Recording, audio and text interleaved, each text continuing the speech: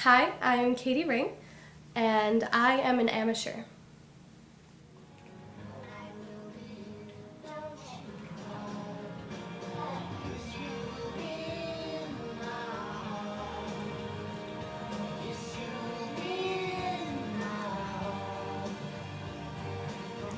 Wikipedia says that an amateur stems from the French amateur, of lover of, and is generally considered a person attached to a particular pursuit, study, or science in a non professional or unpaid manner.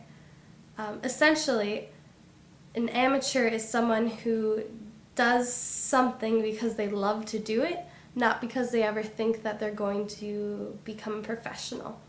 Um, I've considered myself an amateur in most every single thing I do because I call myself a very passionate person, and I'm also very passionless in the sense that I don't have a direction right now, and I don't think I ever have. I would totally say that you are slash were an amateur in your younger years because it seemed difficult to engage you in long-term repeat activities. It was more interesting to you to try new things. And so when like summer vacations would come up and I was always looking for you to stay busy, I would introduce a whole new slate of possibilities, but I would bring back things that you did the summer prior, and it would seem like your preference would always be to try something new. Get it, Katie! Get it, Katie! And you might do it one or two summers or one or two seasons, and then it was like it could not convince you to do anything again. So if that's the definition of amateur is really pursuing something that you prefer to do or love to do, I think you are seeking things that you love to do. And I'm not even sure we found the thing when you were young until we found music.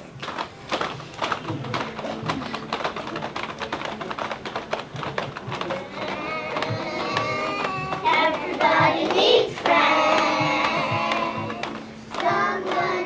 So music for you has just been a natural extension of your self-expression because it just was always something that you were doing unconsciously, consciously. You knew songs that people didn't know the words to when you were 4. We took you to Les Mis when you were 4, and people said, "What are you doing?" Do you know how long that play is? She'll never sit through it. And I just knew you could do this because you just really resonated with music. Just take my hand, hold it tight. Music wasn't your thing to do if people put demands on you. It really still had to be out of your passion. Good morning. I'm money. I'm money. I'm glad to. You. Good job. I love you. You are.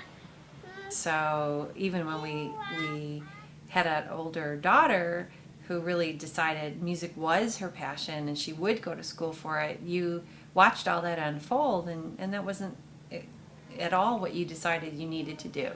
So it was still something that you decided would be for your heart, not for others' expectations, which I still think then falls under your definition or this French definition of amateur. Well, by high school, it seemed clear your interest for arts became more pronounced. You dabbled at arts by way of drawing and took art classes. You were in the choir.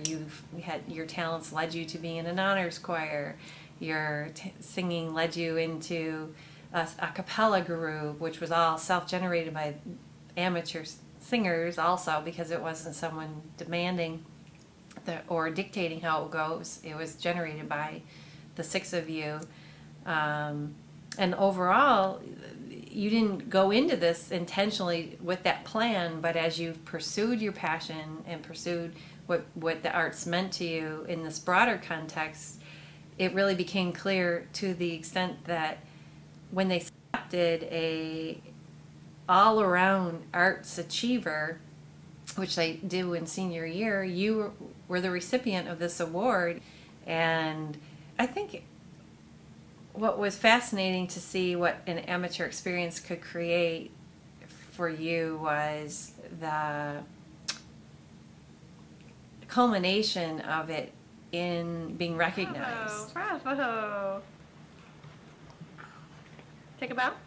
The story is that as you were preparing to graduate, they have an honor ceremony, and we got a call a couple days beforehand from your choir teacher to confidentially advise us that you were earning this award, and to make sure that we knew, so for some reason, if anything was going to prevent either of us from witnessing you receive this, because it was going to be a surprise for you, that we would for sure want to be there and just make sure the night was went well for you. And it was so amazing to know this and then go into that evening and you had no idea. And what was awesome about the experience was, out of the blue, you're sitting there, I'm sure, we're watching you every minute of you not kind of paying attention, just casually watching around, and this, they say your name, and the shock that came over you and many around you, and the joy that obviously Dad and I felt for you just burst out. And it was just, of all things, the most giant award of the whole evening. Everybody was getting these little ones, and this award happens to just physically be the most giant one, and it was just incredibly awesome to watch you pick it up. Yeah, Katie. Woo!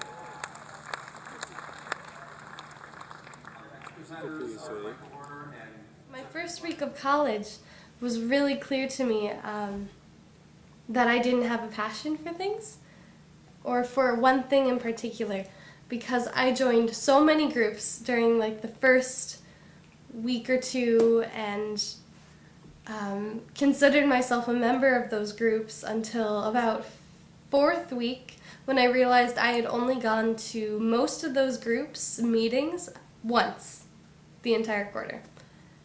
I don't have fears about what having an amateur experience before 20 years old brings to anyone, certainly not you too. So I apologize to Cirque du K, Envorg, Women's Spirituality, KPC, Political Science Group, I think they were the Law Group, what else? Unitarian Universalists,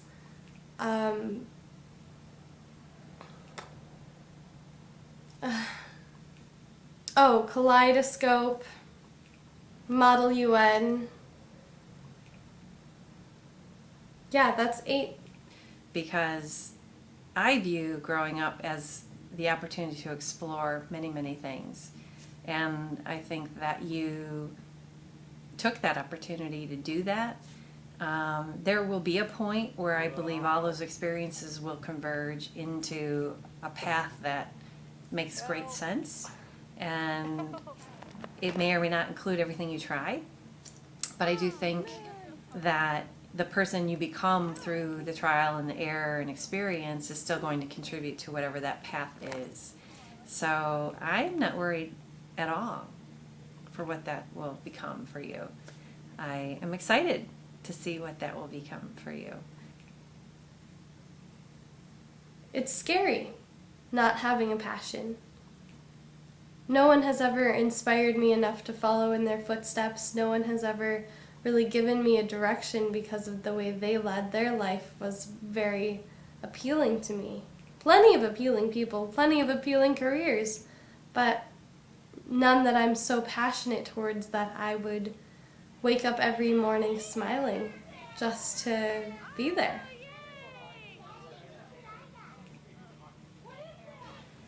I predict from what I've seen so far that you have a passion for connecting with people and understanding people, and you're good at it. So I predict something you do will use that talent. So I see something like that in your future. I don't know what that will look like, but that's probably the one thing I could see.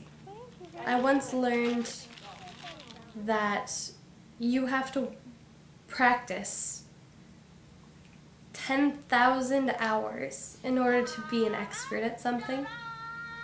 So I think that's what makes me an amateur more than anything.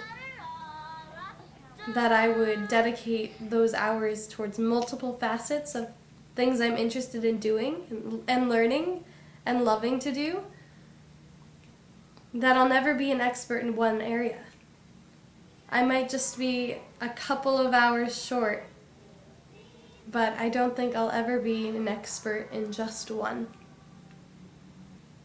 I think I'm passionate about the people I love more than anything. And I don't see anything wrong with that.